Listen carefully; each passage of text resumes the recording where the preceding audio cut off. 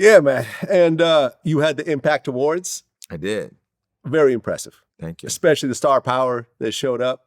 Yeah. Congratulations on that, man. Thank I know something like that is very hard to pull off, especially a live event of that stature with getting the type of people to actually show up when you have all these established, whether it's the Grammys, the Oscars, the BET Awards, the Billboard Awards, there's usually huge organizations that go behind it. Yeah, it was like 5 of us. Yeah, exactly. It was 5 of us. And, shout out to Mariah Carey, who was the easiest to get there. I mean, Wow. She was like, people talk about Mariah being a diva. She wants this and she wants that. She was not that. She was very easy. She came and she surprised Floyd, who's a friend of hers. And, I just called her and she said, yeah, but I mean, everybody showed up. Lizzo, who I didn't have a relationship with before, had never met her before, but we see each other from Instagram and support each other. She showed up and honored her, and Kelis and Floyd and Jennifer Lewis. So it was good. It was definitely something that we're now shopping. We're going to air it on our YouTube channel. Never got. No, we're going to air it tonight. Actually, I think. Oh, dope. Yeah, we're airing it tonight so people can see it. And but now we're talking to brands, we're talking to networks, and we're in the conversation about where it's going to air next year. I mean, I don't say this very often because you just mentioned Lizzo. As someone who has a very male-oriented platform, 90% of my audience is male. I really want to say that the way people are talking about Lizzo and her weight, from Kanye to whoever else, really is just very sexist. Because you got DJ Khaled, who's posting videos of him eating 10-course meals and lobsters, and he's heavier than she is. No one says anything about Khaled. Kanye shows up on Khaled's album. But everyone wants to focus on Lizzo and so forth, which I think is just unfair. Well, and I think it's sexist. Well, I love Khaled a lot and I love Lizzo a lot. Both of them are really nice people. We live in a world where men believe they can say a woman has no right to have an abortion. Like, we live in a world where men, predominantly old white men in this country, tell women what to do with their body all the time. I said on my show last night, a woman's body is her choice. If Lizzo wants to be overweight, skinny, if she wants to have the surgery I have or not, she's beautiful. However she is, but her confidence is what made us give her the Fearlessness Award. And I really feel like it's easy for them to do it, because if you go after Khaled, Khaled's nice and stuff on social media, but we all know Khaled in these streets. There's other consequences if you go after Khaled. Hey, Khaled. And you ain't gonna do that. But Khaled's a nice person, minding his business. Same with Lizzo. Why they do it? Because she's a woman and they're sexist. I agree. Yep. There you go. Now you have a new show coming. The Jason Lee Show. Mm-hmm. Okay. So I'm invested. What platform is it coming out on? So first we were going to go to one platform, but then we started getting all these other offers. So we're taking our time. That's why the rollout has been so delayed. And everybody's like, just release it. And I'm like, I want to release it when we have the right deal. And the right deal for me means the right amount of money, but also marketing and support. So I'm saying that as of right now, we're going to start shooting in December, and top of the year, we're going to go back to Foxhole for sure, but we're looking at another network to partner and do a double network deal that they've never done before to make sure that it's aired in 2 different places. And then we're talking to all the major streamers. And right now it's just really about who's going to put the right marketing behind it, because I want the billboards. I want the pre-roll ads. I want all of the social value. And I also want the money. I want the fucking money. I work hard to do it, to build what I want to build. But like, I'm calling every relationship I have to get every name. And it's not just big name, it's big conversation too, because the thing I love about your interviews, you'll interview, I'll see you be interviewing some of the biggest names, but then you'll interview some of the most viral conversations. I mean, that's really the world that we live in, and that's what I want to do, but in a way that's funny and very blunted. And I've learned a lot too, that with the Jason Lee Show, people want to hear what I have to say, but I have to say it in a way that they can get it. And I think it's learning from like a Kanye. Like, you have a message, but your delivery is just not landing with people. Yeah. Shit. So I'm hoping with the Jason Lee Show that they receive it well. Hey, man, listen, I've been a long time supporter. You and I go back 4 or 5 years at this point. And I've always liked to see the next generation come up. And I've always liked to reach out and form relationships with people that are doing something similar. I never see people as competition. I've always found it funny when other media outlets want to beef with me and talk shit about me on their platforms. I'm like, this is dumb. We could do better working together. This is why my relationship with academics is so good. Adam 22 is so good. I have a relationship with Charlemagne.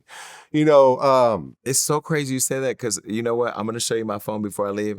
These courses that I have coming out to teach people, I have you, Adam 22, and academics that I want to invite to a conversation. I swear to God, because people believe that what we do, we have to be competitive when we can be collaborative. You literally built your own lane. Nobody can get in your lane. It's yours. Academics built his. Adam 22 has his.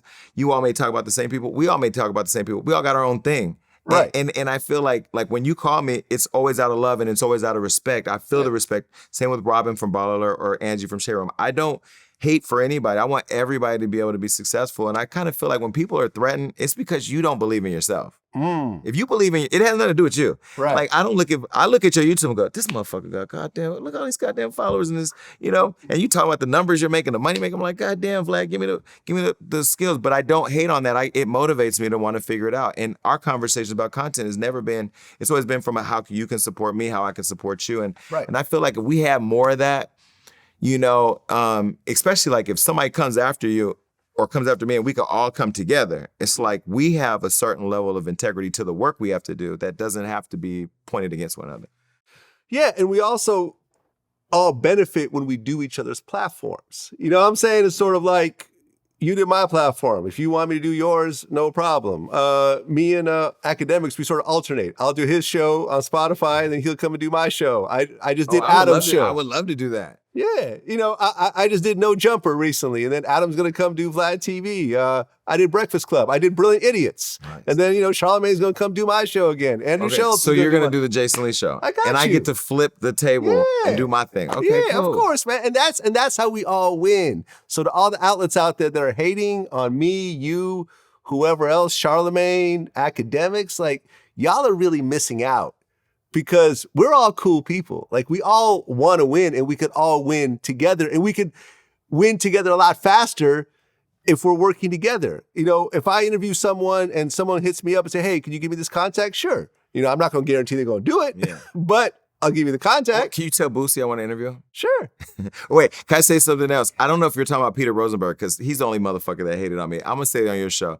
Peter, I saw that you're on Drink Champs recently, and they brought up that I said that your dog was fucking ugly and uglier than my dogs. Your dog probably is uglier than my dogs, but I do accept your apology, because it was somewhat of an apology. You don't want to say you're sorry, even though you emailed me and said you want to talk. I accept your apology. I'm not coming on your shit show, but no more beef. Jason Lee, man, congrats on what you pulled off. It's not easy. There's a lot of media outlets that came and went. Some of the dopest. Concrete Loop. Now Right was this really dope outlet when I first started. He was one of my early supporters. There's been a lot. Funkmaster Flex had his own platform. I mean, this is 50. He has a platform now. Funk Flex's platform is in our comments. Okay, there you go. Who else? This is 50 was a big platform when 50 was really putting a lot of motivation, money and into it. Not to say that, they're still around, but it's like, it's hard to really do this year after year and still stay hot and still stay relevant and still go viral. But look at you, consistency. Like you have to be obsessed with it. It has to be, you have to be determined to want to do it and know that there's no other choice. Yeah, and you also have to be fearless, because in the process of doing this, you're going to get attacked. I didn't know you got attacked as much as you did until we started developing our relationship. I'm like, let me go see what DJ Vlad doing, because you're so nice on the phone. I'm like, damn, y'all hating on Vlad. I've been canceled before. I've been called the feds. There's been fake stories about me and so forth. But the thing is, you just put your head down and you work every day. And that was the thing with Vlad TV. In 2008, I said every day we're going to drop a new clip. Everyone thought it was stupid. Fast forward to 2022, that's what everyone's doing. And you just have to really say, okay, some things you put out there is going to flop. And some things are going to go super viral. And there's going to be everything in between. But as long as you keep getting up at bat and you keep, hitting that ball over and over and over again, year after year, you build up that fan base, you build up that viewership, you build up those relationships and so forth, you will eventually win. And it's taken me a lot of years. It's taken you a lot of years. All the other people, it's taken them a lot of years. But I can't imagine doing anything else at this point in my life, man. So appreciate you coming in, man. Wish you all the best. Of course. Thank you. Peace.